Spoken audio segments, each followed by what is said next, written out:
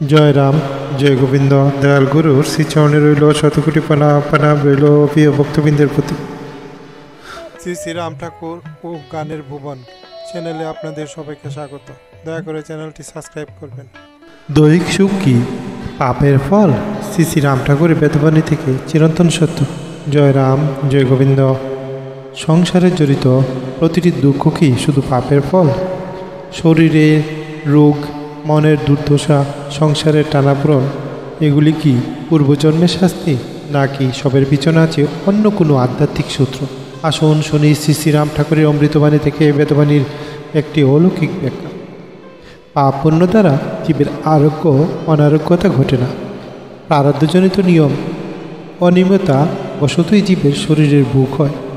পূর্বকৃত পাপরণ হইলেও দৈহিক ভোগের নিবর্তন হয় না। সংসার পরম ধর্ম, সত্যি পরমানন্দ আশ্রয়। অতএব নিরপেক্ষ ভাব পরমানন্দ লাভ করিয়া জীব দ্বন্দ্ব হইতে মুক্ত হইয়া থাকে। পূর্বজন্মার্জিত, পূর্ব অবস্থা অর্জিত যাহা পাপ ঘটিয়াছিল তাহা হরণ হইয়াছে। দৈহিক পারাদকৃত সুখ দুঃখ ভোগের দণ্ড ভিন্ন হরণ হইতে পারে না। তাহারও অনেক প্রমাণ দেবাদি বেদ পুরাণে প্রকাশ আছে। জয় রাম, জয় গোবিন্দ। জীবের রোগ বা আরোগ্যতা, সুখ দুঃখ সবই নির্ধারিত হয় প্রারব্ধ অনুযায়ী। পাপ পুণ্য এর মূল নিয়ামক নয়।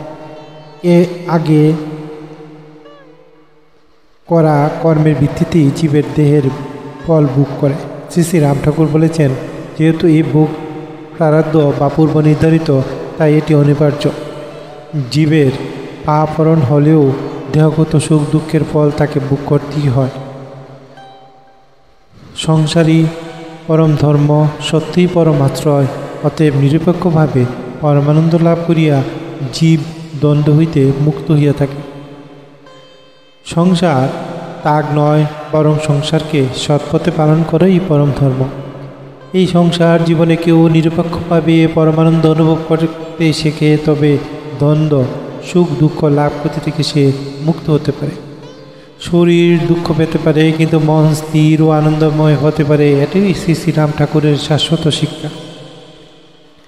প্রারব্ধের ভোগ থামানো যায় না, কিন্তু তা ভোগ করার মধ্যেও ঈশ্বরের ইচ্ছা ও কৃপা আছে। একে উপলব্ধি করাই আমাদের সাধনা। শ্রী শ্রী রাম ঠাকুরের এই বাণী আমাদের শেখায়, পাপ হরণ হতে পারে, কিন্তু ভোগ নিস্তার হয় না। শুধু সংসার জীবনেই পরমানন্দের পথ আছে।